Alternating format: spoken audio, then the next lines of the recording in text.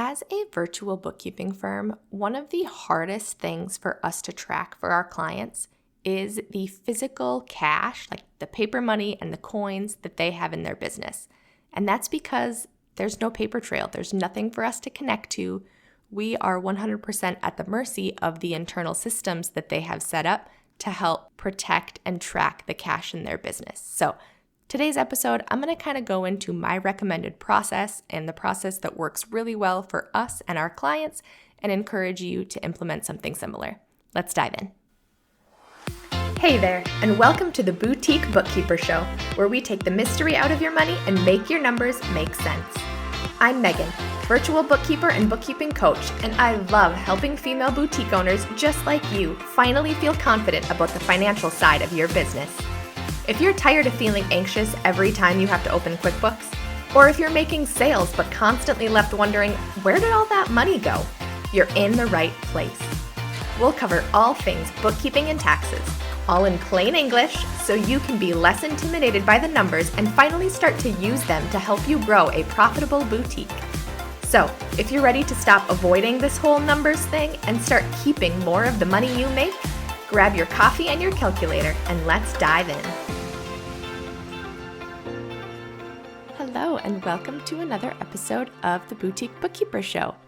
I'm Megan, and today we are going to be talking about something that, quite honestly, I think often gets overlooked, but it's such an important piece of the puzzle when we are talking about tracking all of the money in your business, and that is the process of actually tracking the cash in your business. And when I say cash here, I mean like the paper money and the coins that you are bringing in and putting in your cash register. Now, as a virtual bookkeeper, I'll tell you, one of the hardest things for us to track accurately is the cash. And that is because there's no statement for this. There's no account that we can connect to. There's no clean paper trail like there is with our clients' bank or credit cards accounts. We are 100% relying completely on our clients' internal systems around the cash and on them telling us if anything out of the ordinary ever happens. Which means that if there isn't a solid process in place, it's really easy for things to slip through the cracks. And this isn't just important if you have a virtual bookkeeper, like someone like us helping you out. It's just as important that you have these internal systems set up if you are the one doing the bookkeeping for your business. So let's talk about why this actually matters.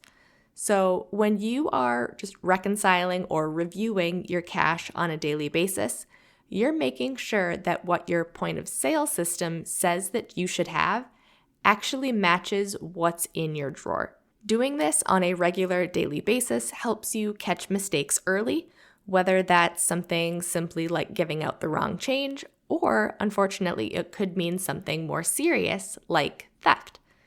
Now, before we get into what you should be doing, let's quickly talk about something that I generally recommend you avoid, and that is using the cash in your cash drawer to pay for expenses. Now, I get it. Sometimes it's tempting. You have the cash right there and it feels super easy just to grab it for a quick purchase, maybe to give a tip to the pizza guy, or, if some type of organization comes in asking for a donation, it can be super easy just to grab cash out of there and hand it over. But there's a couple of reasons that I generally caution you against this, and those are, one, it can quickly create a bookkeeping mess if you forget to write down these one-off expenses that you pay for with cash, and two, there is very little to no documentation to help you support that expense if you ever were to get audited. Now, I know chances of that are probably pretty low, but it's like insurance. Just in case it ever happens, I want to make sure that you are protected.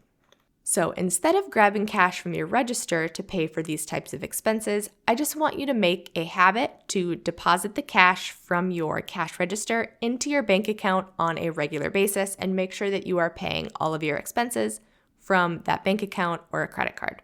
That way you just have a clean, trackable record of everything.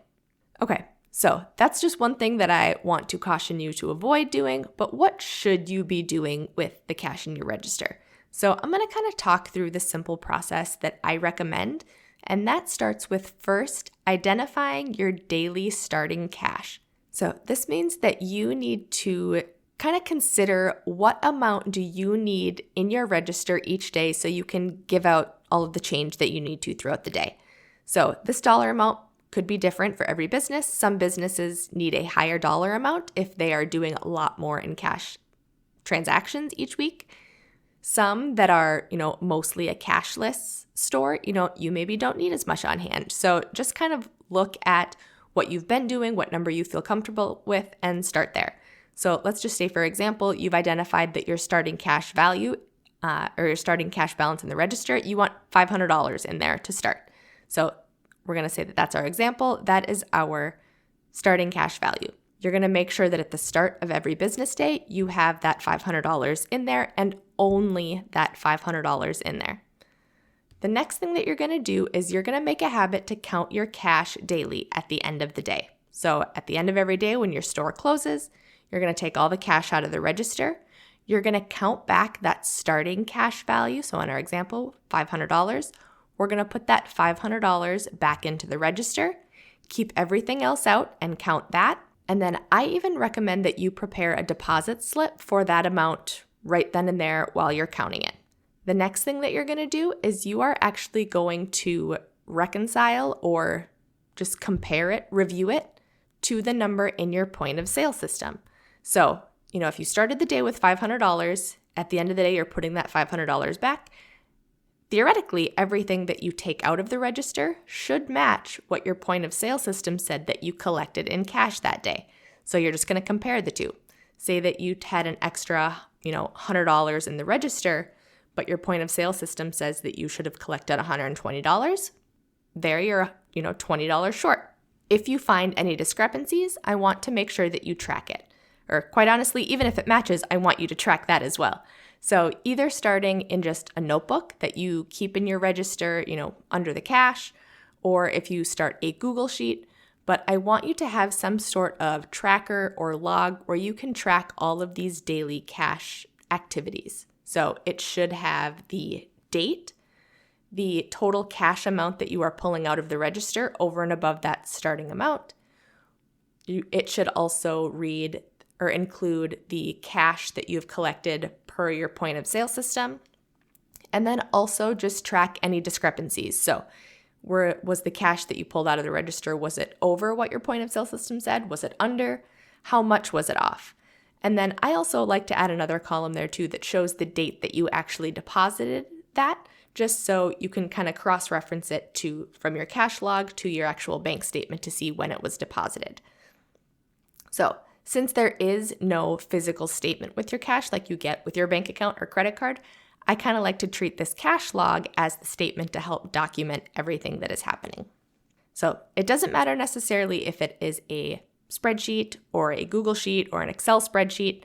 The method in which you do this doesn't necessarily matter, but it is important that it is tracked in some way, shape, or form.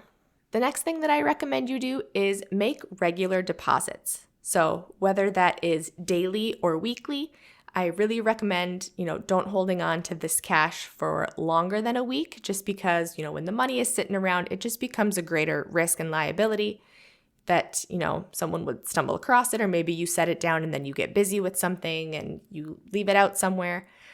Or if you're like me and you have kids, your kids might come across your bank bag and think finders keepers and they'll keep it for themselves. So it's just really, really important that you are obviously very careful with the money that you have sitting around, but then that you are bringing it to the bank in a very timely manner, because then, again, it'll be available in your bank account to help you pay for expenses.